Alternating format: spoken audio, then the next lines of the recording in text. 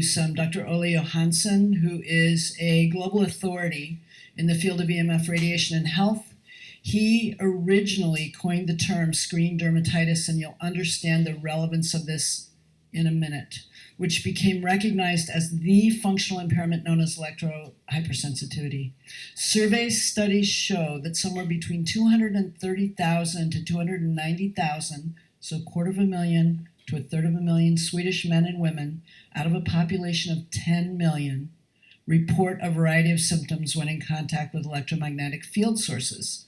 In the year 2000, the diagnosis of electrosensitivity was officially recognized by the Swedish government as a disability which may interfere with daily functioning and qualifies for both medical care and the provision of an electrosmog-free work environment. All right.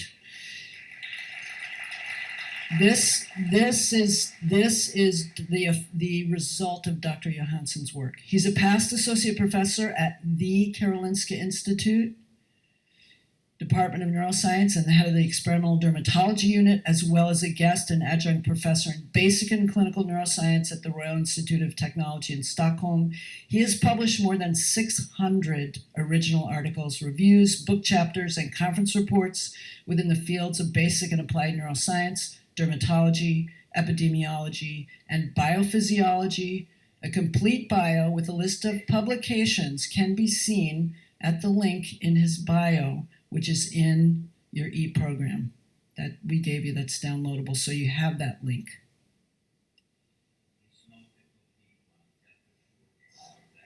He's so humble, this man.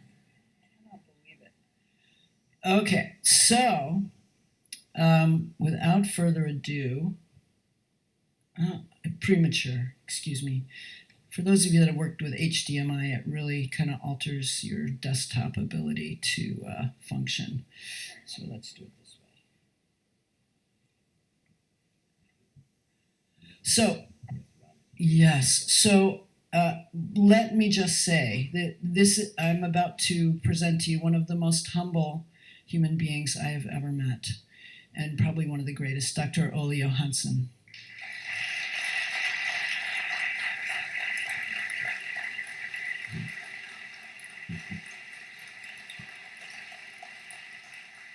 Thank you. Thank you. Thank you very much indeed. It's just too much. Ladies and gentlemen and esteemed colleagues, I have lost my glasses, so I can actually not see you. But you can unfortunately see me, and I'm so sorry for that. But to even the scores, I would like every one of you to imagine this morning you woke up being electro-hypersensitive, and not only yourself, but your spouses, your children, and relatives, because then you will put everything into a perspective, because I don't have any real answers. I have a few questions to you, and one of the questions is, in which way do you want to be met by society? As a patient or as a person? And I will come back to that later on. And yes, ladies, I am single.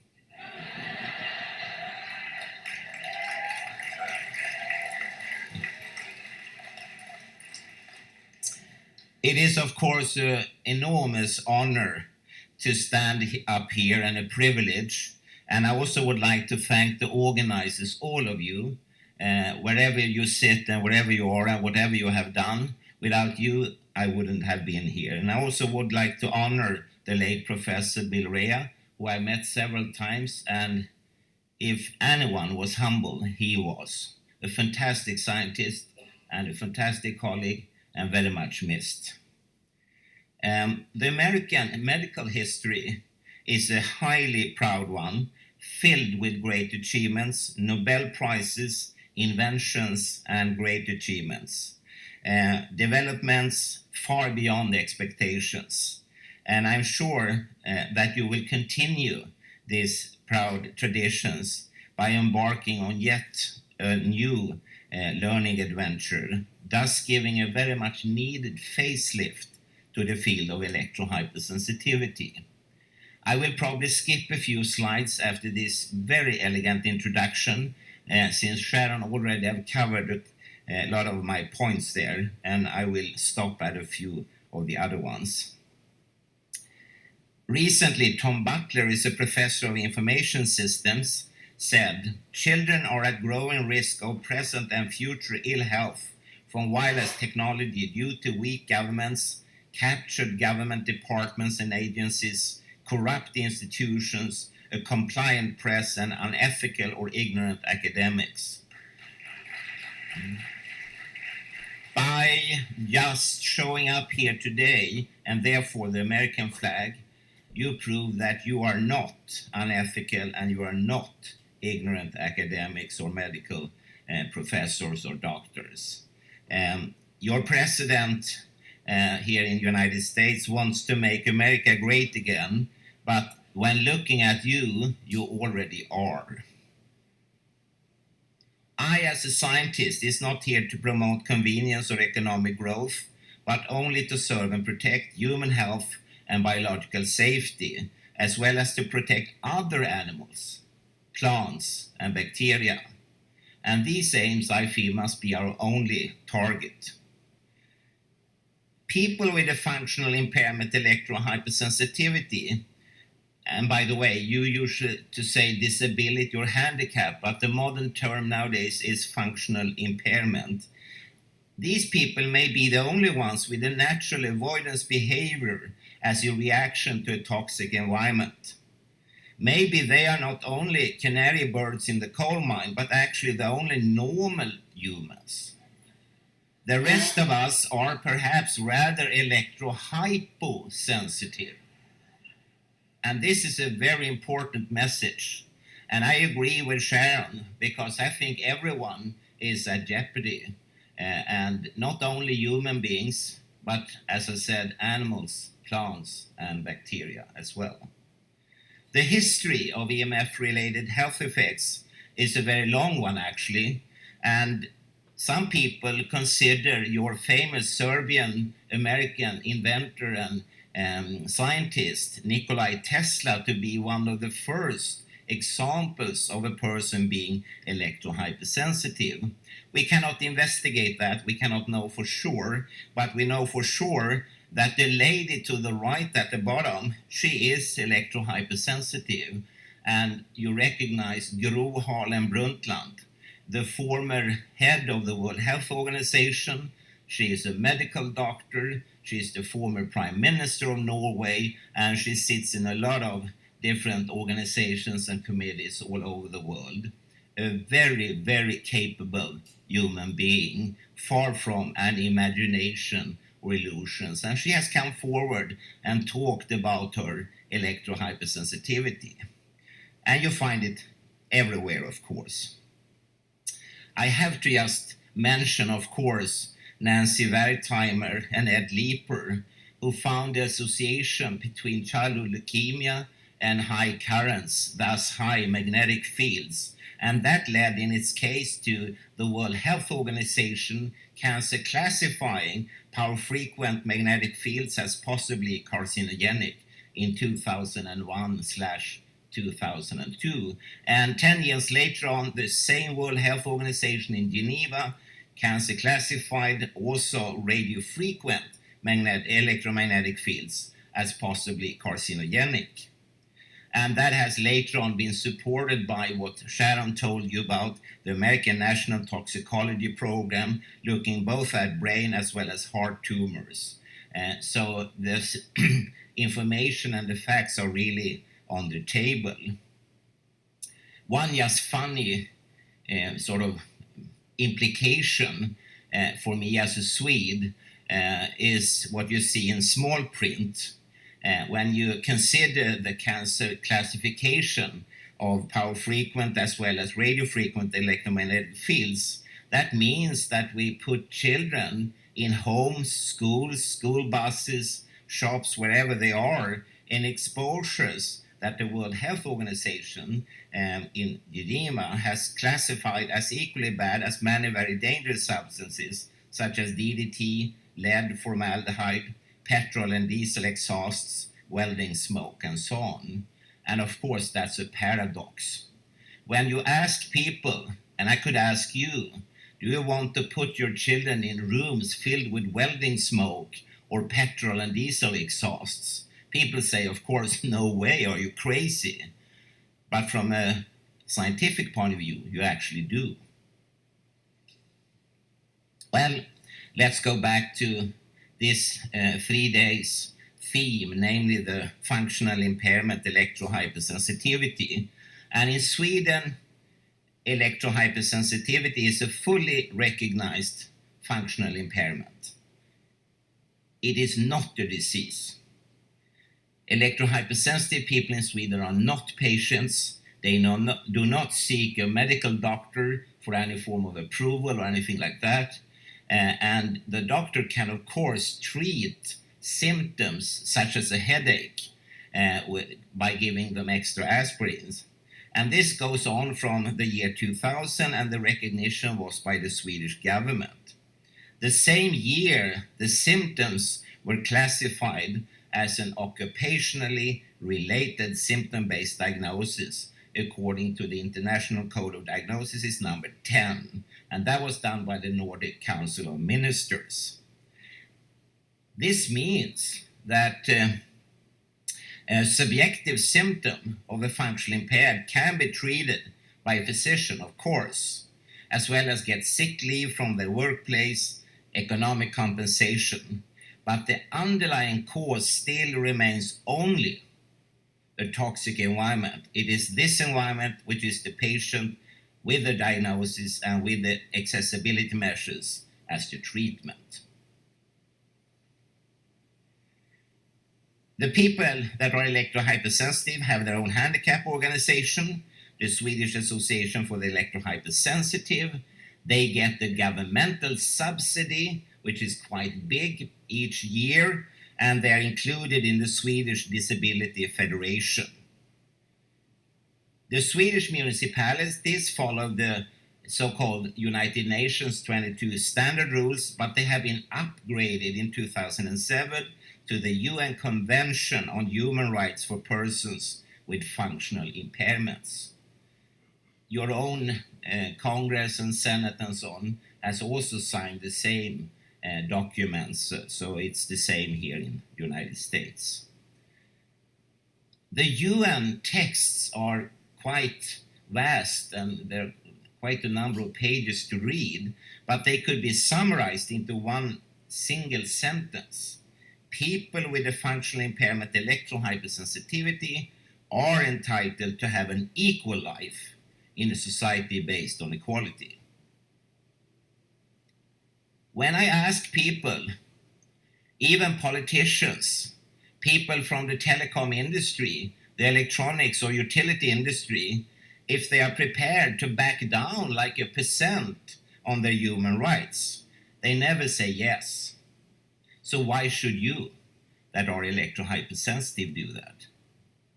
You should live an equal life in a society based on equality. And one of the most important principles to achieve this is the one about complete accessibility. And therefore, when you look around, like in Sweden as well as here, you see a lot of accessibility measures being done to society to help people with various, what are they doing for electrohypersensitivity? And in Sweden, impairments are viewed from the point of the environment. No human being is in itself impaired. There are instead shortcomings in the environment that cause the impairment. Thus, it is the environment that should be treated. And that you can see in one of the governmental Swedish action plans for persons with impairments in 1999/2000, and it says in Swedish, från patient till medborgare. In English, that means you should go from being a patient to be a citizen. And that was decided upon this year. That has a lot of implications, and the time is short, of course, so I cannot go into all of that. But to force a person to quit one's employment or to move from one's home is a serious legal violation. And the United Nations actually calls for, or what you say in English, legal claims to be put forward to them. And so if you have people that have had to quit their employment or move from one's home, then you should report such a claim. And the same goes for children. You are not allowed to discriminate them from their educational rights. Never. You know, it's easy for people like politicians, civil servants, and others to write documents and sign them, but it seems sometimes harder to make them alive, to come alive into society. And you should really urge for that. That's a very important take-home message. So in essence, persons with a functional impairment electrohypersensitivity shall just enjoy their human rights, nothing less. And maybe some of you disagree, and that's all right. We live in democracies, so that's perfectly all right. But then come back to what I said before. You woke up this morning being electrohypersensitive.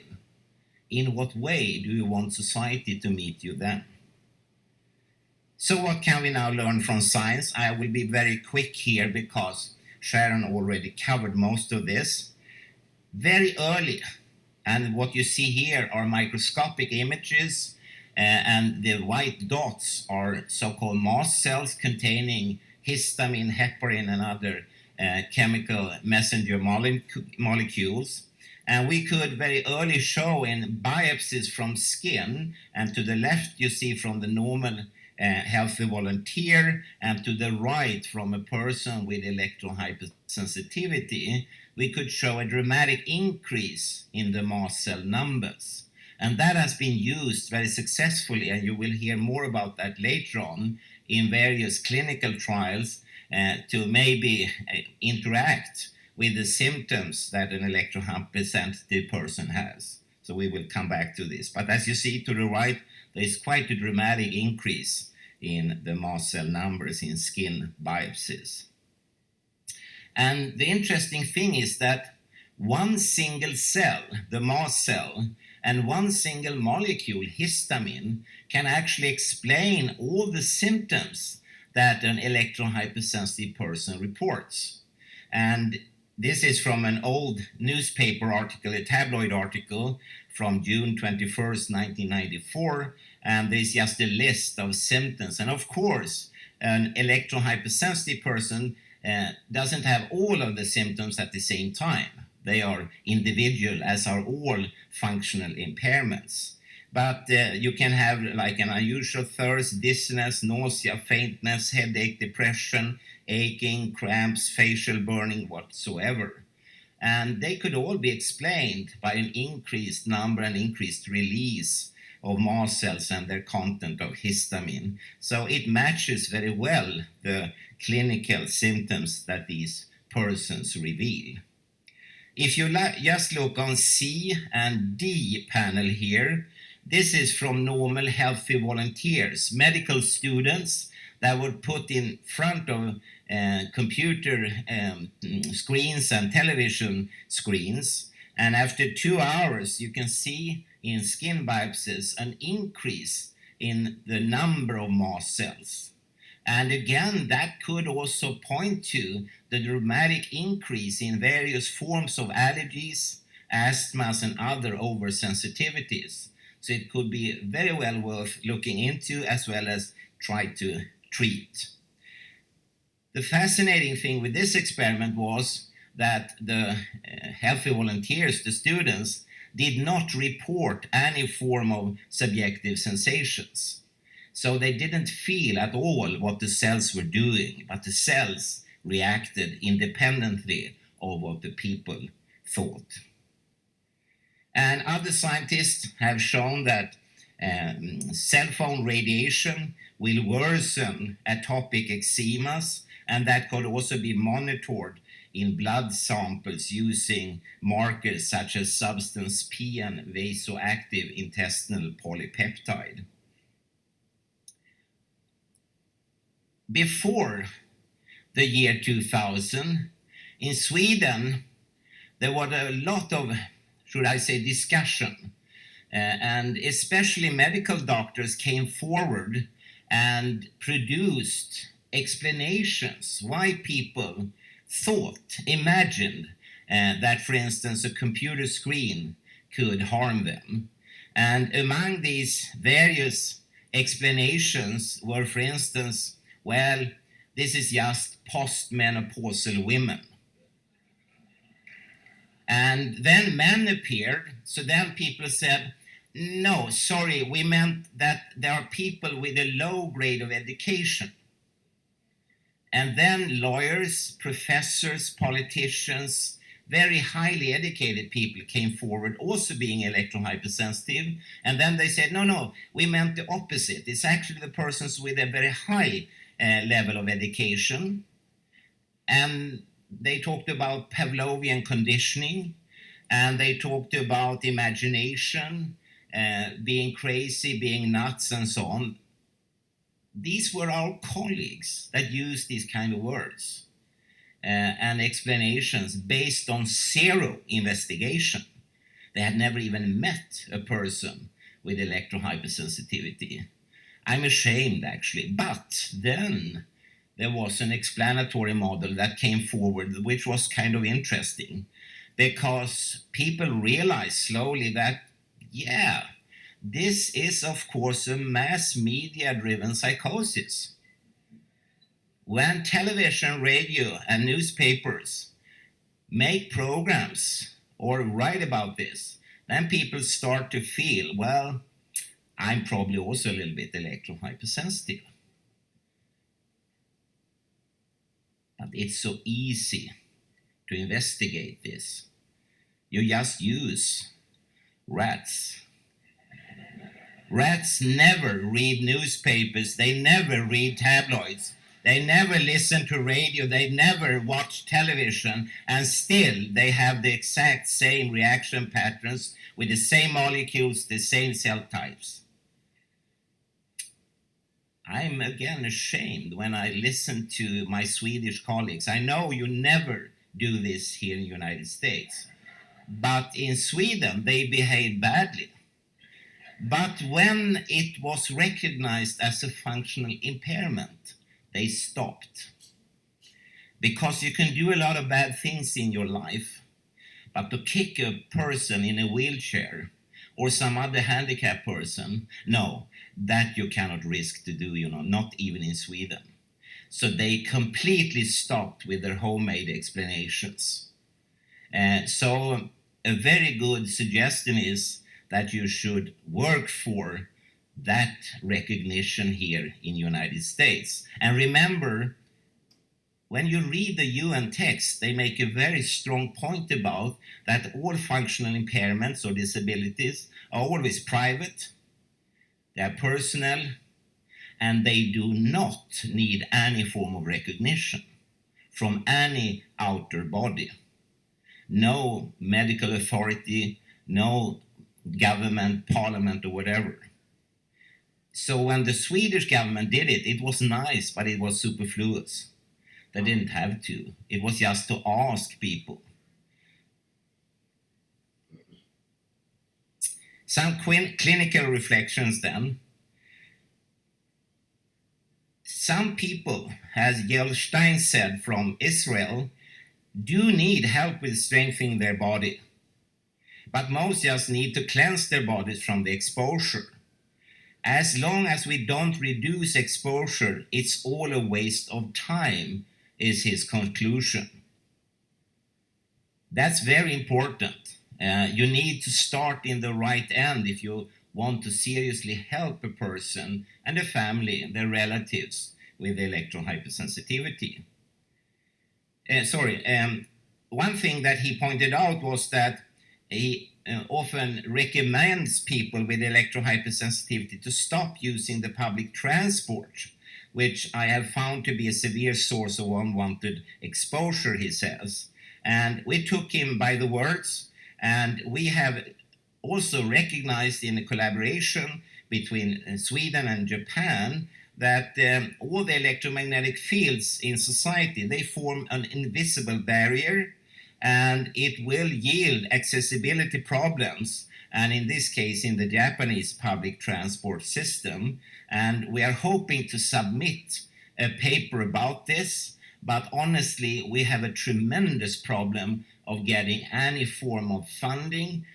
Private persons have been very kind to donate money, but unfortunately we need more. So at the time the subway train is actually standing still, we are waiting to get more funding to finalize this study.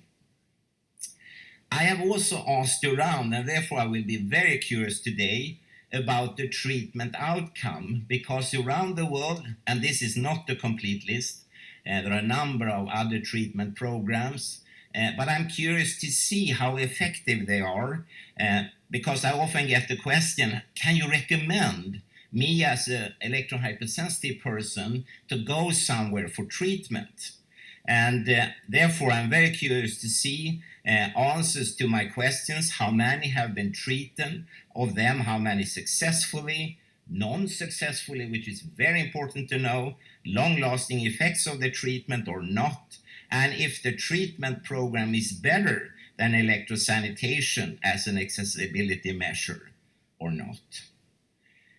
So far, I have not received anything back. I'm still waiting for answers for these questions, so I hope I will get them today. That would be very, very useful for me. And as clinicians and scientists, we need independent replications, certifying and accrediting the diagnostic tools, as well as the treatment tools and programs. Until they are on the table, I suggest we act very carefully. To do else is to invite moral ethical complications. You know, I'm a Swede. Swedes are extremely dull and boring. You should never invite anyone to a party, you know. You know the definition of hell? That's the place where Swedes are in charge of the entertainment. So I'm always coming back to asking for, and you remember this old lady many years ago who was on the American television always shouting out, "Where's the beef?" I'm saying the same, where's the beef? I want to really see that, and I want independent replications and accreditations by official bodies like the World Health Organization. Otherwise, it could be inviting some complications, and I will just touch upon a few of them, and please forgive me. I know you are the experts. I know you will bring me down, I think you say, you know, and you will tell me the truth during these 3 lovely days. Rebecca Scott from the University of Cardiff funded to conduct a study into the marginalization of the electrohypersensitive community.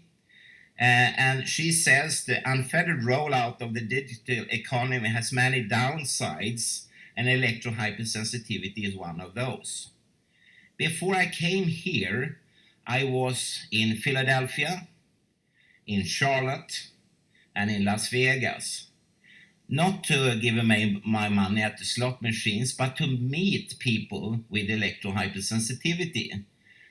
Unfortunately, they were not happy. They were asking for a lot more. I wish they could have been here today, because you are really the kind of people they should benefit from. But they had met other medical doctors who had most often laughed at them and ridiculed them and told them they were just completely nuts. And there was no risk with any electromagnetic gadget. They were all safe. And many doctors had also taken a lot of tests, and they had done various forms of treatments which hadn't made any difference apart from one thing: they had cost a lot of money for these persons. And they were pretty upset. And many of them were talking about getting into contact with lawyers to sue doctors for medical malpractice. So watch your step.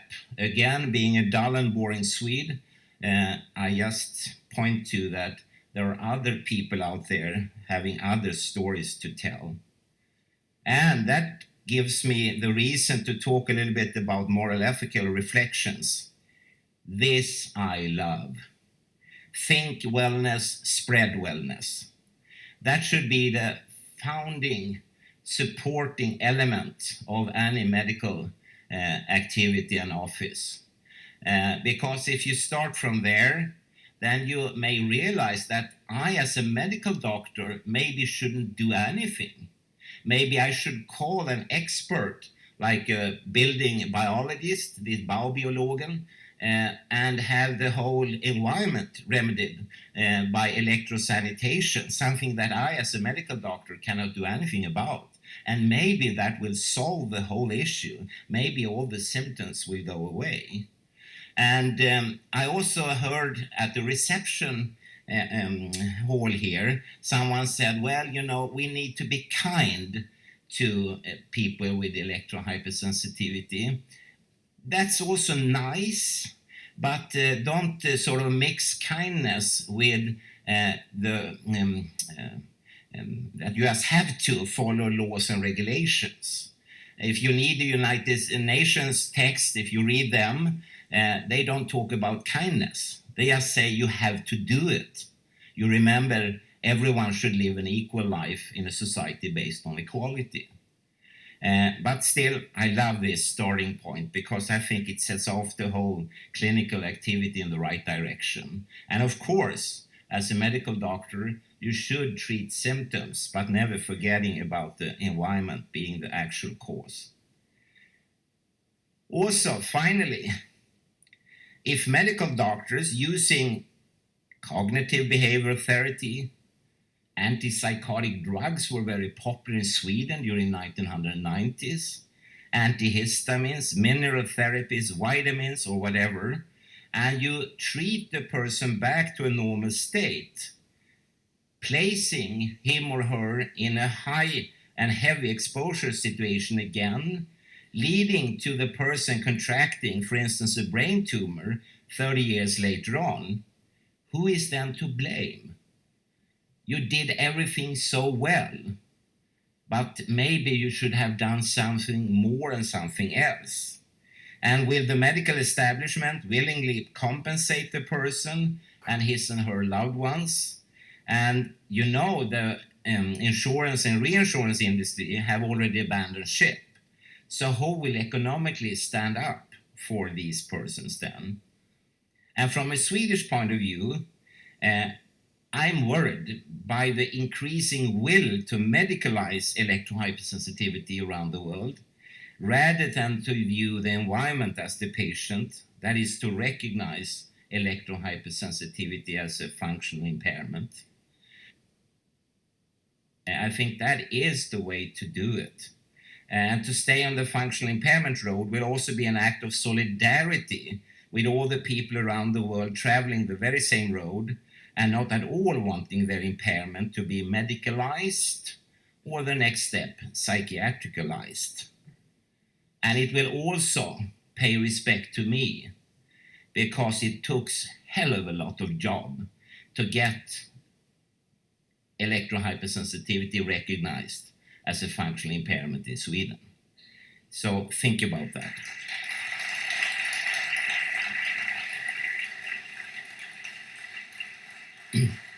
Also, do not forget that please avoid any medicalization of the functional impairment electrohypersensitivity, because this is named exactly what the electrohypersensitive person's opponents want to see. Their agenda is about putting first the medical diagnosis on the electrohypersensitive, a diagnosis which then easily can be turned into a psychiatric one. And that was, for instance, very, very clearly expressed at the World Health Organization meeting in Prague 2004. And then you come back to my question. If you woke up as an electrohypersensitive person this morning, how would you like it to be labeled? Would you like to wake up as a person or as a patient? And if a patient, and I respect that, it's your choice. I don't live in the United States, I live in Sweden. So it's your choice. But if you choose patient, which type of patient do you want to wake up as?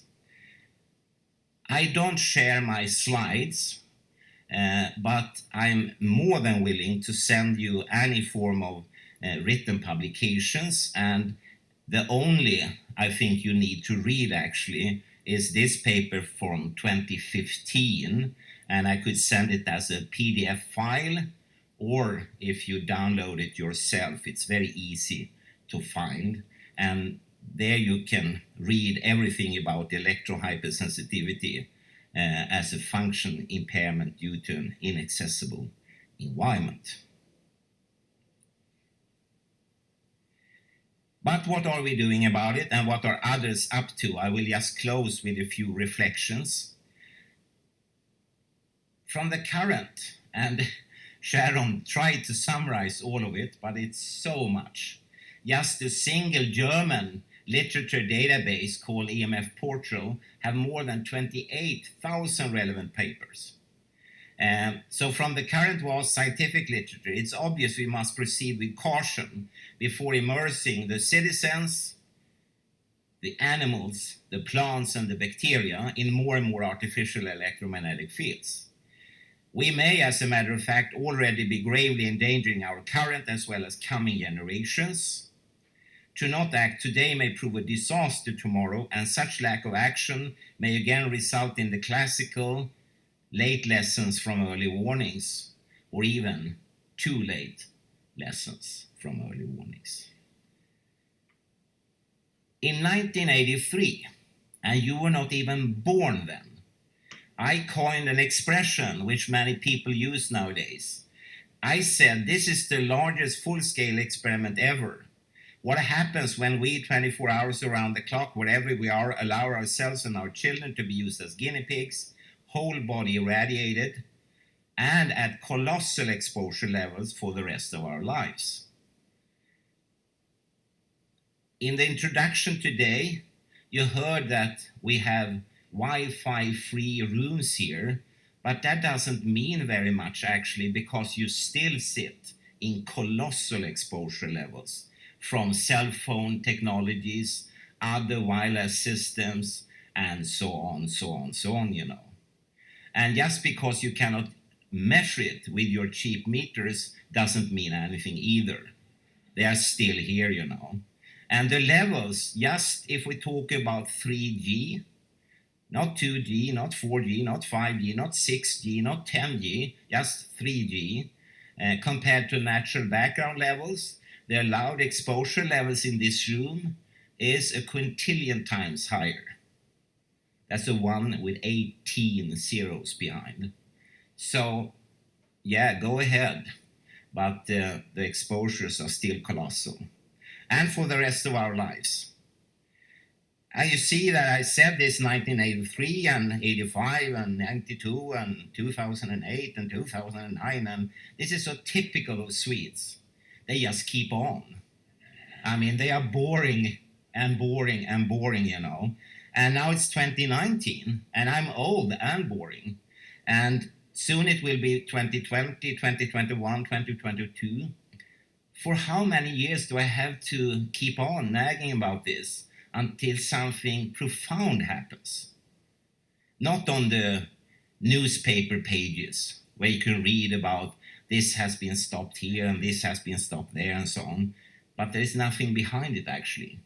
You can use your cell phone and your Wi-Fi enabled laptop and whatever, everywhere basically on this planet. So when will something profound happen? And will it happen before it's too late or after when it was too late? But I will probably come back, and especially if you invite me, so I could keep on forever, you know. So do not believe that mobile phones, iPads, Wi-Fi are safe. They are not. And as you soon will see, the major players in our society already know it. These gadgets and their electromagnetic fields interfere with normal brain function, learning and memory, fertility, cancer risks, and have been shown to shatter the DNA in cells. All of this can be found in peer-reviewed scientific journals, but until now has not been in the public domain. I will just do a side track here. I've been in Philadelphia, Charlotte, Las Vegas, and now I'm here. Everywhere I have talked to people in the street, taxi drivers, hotel clerks, McDonald's employees, and so on. I've asked them about cell phones, health risks, and so on. No one has known anything, nothing. They just put up blank faces or, oh, I had no idea about that. And that's odd for me because all the biggest and major contributions scientifically are from United States. It is a little bit like you have won the Olympic Games and no one knows about it. I mean, you are at the forefront with your scientists and medical doctors. But it hasn't seeped through the media to the citizens. So I think what you also can do is to always inform people. And you know, I'm a complete nobody. And in Stockholm, for instance, when I travel around in the commuter trains, buses, trams, subway lines, I always lean forward to people with a cell phone and then I say, oh, I read that you can get cancer from these. And they go, yeah, I read that too, because in Sweden people are very well informed. So very many people actually know a little bit about it, and if they don't, I have put a seed into their brain, you know. I had a very interesting experience like that. Some weeks ago, I went on a commuter train. In front of me was a young woman, and she was like 6 months pregnant. Beside her, she had her husband / fiance, and they were discussing baby beds, and they were looking on the smartphone, and then she stopped and said, wow, this is the one we should have. This is very good. We should buy this one. And he leaned forward, typically Swedish man, and said, and then he continued looking in his magazine. But then she said, no, look here. This is not a good detail. This is dangerous to the baby. You know, this is not good. And then he leaned forward and said, but honey, we live in Sweden. There are no dangerous things in Sweden for babies. And then, as an Egyptian cobra, I stepped up and said to them, but you're holding onto a gadget which the World Health Organization has cancer classified. And the young woman, she nearly dropped the phone. And I tell you, she started to think a lot. So, information, try that. That could definitely make a difference. I love your language. I wish I could speak it very well. And you have an excellent saying in the United States, when in doubt, always follow the money. And, you know, as a scientist, I could hold up tables, diagrams, rats, mice, test tubes, try to convince you. And you would still go, nah, no, that doesn't suit my way of thinking. But when in doubt, always follow the money. And the real powerful players, they have all abandoned ship. And that's more telling than any story I could tell you. Because the World Health Organization, the radiation protection authorities, the telecom operators, the telecom manufacturers, and the insurance companies have all of them listened carefully to me and to others, and years, actually decades ago, completely abandoned the safe ship. I remember a meeting in London in 2002, that's 17 years ago. Representatives of Lloyd's UK, Reassurance from Switzerland, If Scandia, which is a small company from Sweden, and many, many others were there. And they all spoke out and said for them there was no question marks at all. They knew that radiation from cell phones and other gadgets, they were very dangerous. And the only question for these people, now the screen went black, sorry. Okay. Of course, yes, yes. No, that's fine, yeah. Should I just put it here? Okay. Now, for them, the only question was who is going to pay for the health damage in the future, and they didn't want to pay. So they have like a blacklist, and that's official. It's nothing sort of secret about it. It's right on the table, and a few things they just don't insure for, like health effects of electromagnetic fields, all types included, nanotechnology, gene-modified food like corn and so on, they just don't touch because they believe it's unsafe, whereas you buy it in the store believing it is safe, but it's not. Now, oh, there, nearly working. Oh, there it is. So maybe the only correct answer to my previous question is no more full-scale experimentation until, it's going there, until they climb on board again and cover any form of future legal liability claims. Maybe we need a moratorium and just stopping all of it. And that's my suggestion. And actually, I don't only care for human beings, as you have understood. I feel that we have innocent bystanders. I mean, you never see a giraffe with a machine gun. But we treat them badly, you know. All animals, all plants, all bacteria.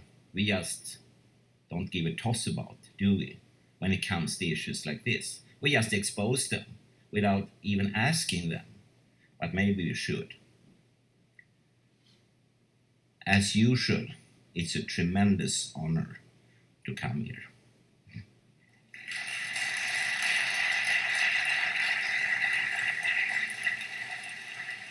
Thank you. Thank you. Thank you. Thank you.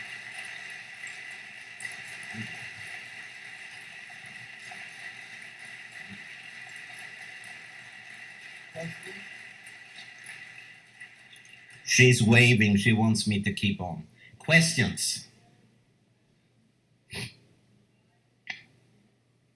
Nine minutes. We have a very precious 9 minutes that we have Dr. Johanssen And here. I don't see you. I see there's some kind of a So shape. may Yeah. I be, because I was up at the mic first, may I ask the first question? Yes. So, I know you're not a clinician, but I know you studied screen dermatitis. Do you know the difference between screen dermatitis and the dermatitis that we see in our mold-exposed patients? Do you know about that? 'Cause No, but that's a very relevant and very important question, and we actually asked for money to study exactly it, but we were never allowed to do it. I think that would be very, very interesting to see, and there are also other similar clinical issues that could be related, yes. how can we help you fund that study? That's such an important study, Olie. Seriously. Yes. You know, how can that happen? How can we funnel people money in can that direction? donate To whom? to our research, and we have this, what is it called? Is it PayPal? It's called, or something like that. Kickstarter. Kickstarter? No, not Kickstarter. No. PayPal, I think it's called. Yeah. And yes, and people can donate if they want. So you are able to actually do that study in Sweden? Yes, we could if we had enough money. Okay. Yes, yes, yes, yes. Thank you so much for a very enlightening talk and sharing your attitudes, and you have so much wisdom. My question is the picture that you showed. If someone has screen dermatitis, please stand up because I would not recognize it. I haven't seen that in my practice. And Could I just tell you that's the term that was used in Sweden before it was widened to electrohypersensitivity. So ask anyone with electrohypersensitivity to stand up instead. So it's not a rash. No. Okay. Not as far as we understand, but you know, in Sweden, I mean, when you go because back you were using biopsy. Yes. But when you back in history, like to the 30s and 40s and 50s, there were anecdotal stories about persons using like private radio, DX radio, and other new gadgets and reporting health symptoms that were very similar to what we would call today electrohypersensitivity. But then there came an explosion of people, primarily women from the beginning, but then later on more men, primarily older and middle-aged from the beginning, then younger and younger, when the personal computers were introduced, and they were suddenly using the personal computers at workplaces, in homes, and so on. And people started to report then skin rashes, skin irritations, and then we coined the term bildskärmsskada in Swedish, or screen dermatitis in English. But later on we understood that it would be enlarged into the electrohypersensitivity term. All right, then I have to wonder if so many of my rosacea patients have some component of electrical hypersensitivity and it's manifesting as rosacea in their faces. Yeah. The other thing was that the picture that you used had the old-time computer screen that was, I can't remember the name of it, it was thick, etc. Say what? Cathode ray tubes, yes, but and everybody it could be knew, a thing like this today, so it's just an old slide. So everybody said these when they changed from the cathode rays to the more refined ones, they said, oh, these don't give off as much. They do. EMF. They do. Oh yes. Okay, thank you so much. Yeah, different types, different frequencies, but all colossal levels compared to natural background. Got it. Thank you. Yes, the question. I'm a family physician, and I'd like you to address 5G in particular. It's about to roll out in the United States. That one of the bigger concerns, in addition to humans, of course, is the insects, the plants, the animals that have a higher surface volume ratio and that are to be affected more quickly even than humans. So, where is Sweden with regard to 5G, and do you have any thoughts and recommendations you can share with us on how we can try to help? We want to move it toward a moratorium in this country. Maybe the only ways we can do it in this country is to get the Congress and the senators on board, and so we're just looking for any recommendations on what approach to use.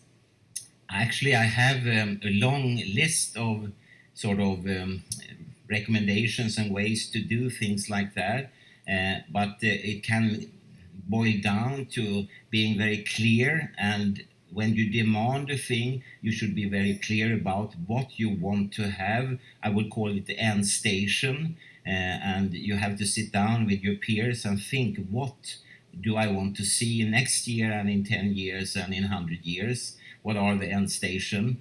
And also to find out who is really having his or her hand on this red button, and so there are ways to do that, because when I see in Sweden, I don't know for here of course, but in Sweden when people approach health authorities, radiation protection authorities, governments, parliaments and so on, it's very, what do you say in English, their approaches are hazy, they're dimmed, you just don't understand what do they actually want.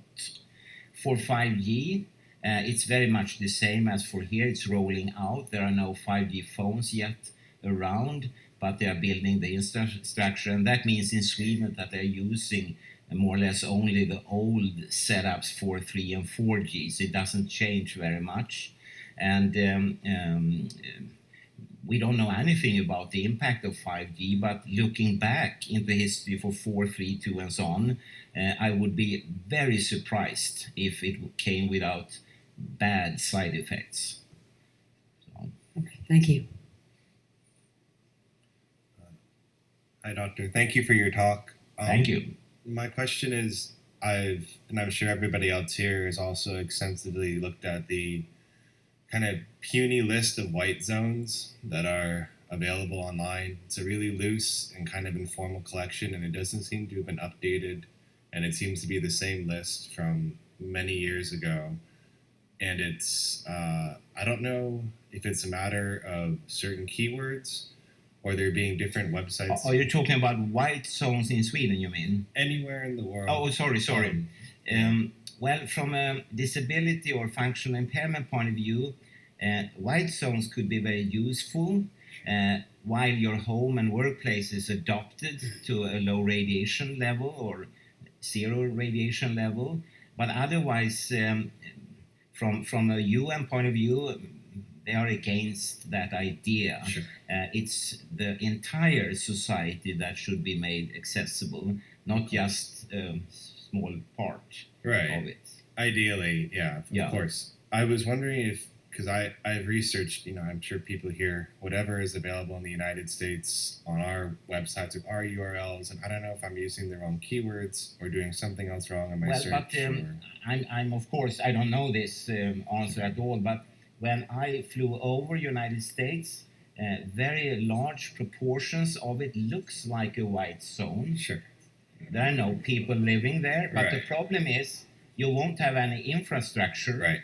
There are no food shops, no petrol stations, nothing. Yeah. That's the same for Sweden. Yeah. Most of Sweden, no one lives there. It's just forests. Mhm. So they are automatically white zones, but they are dead zones from a community point of view Sure. because you cannot live there.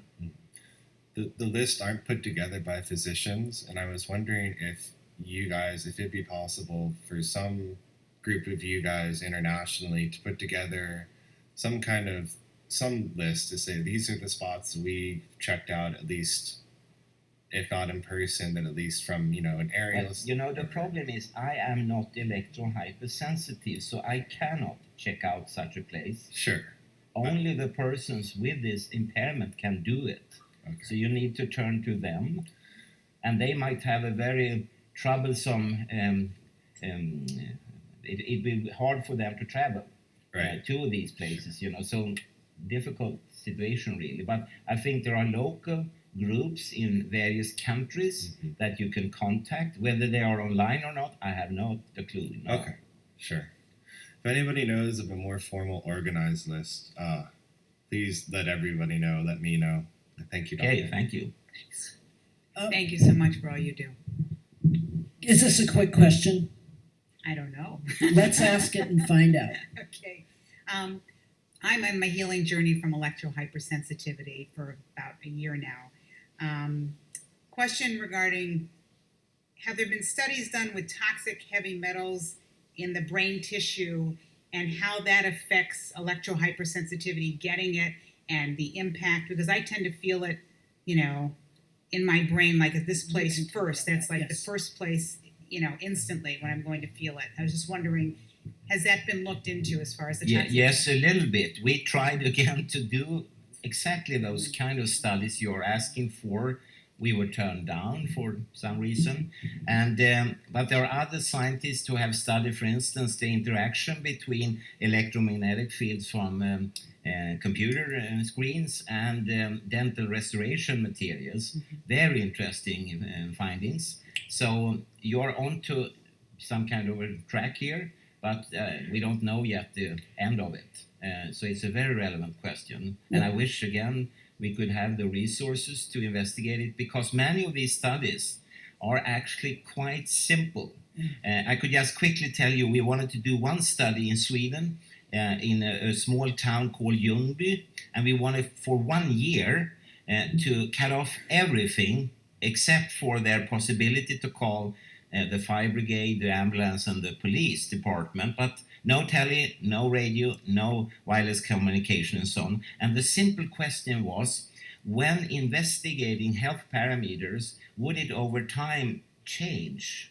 Maybe they become more healthy. The healthy people would become more healthy, but we were turned down because it was unethical to do that. We wanted to help them Yeah.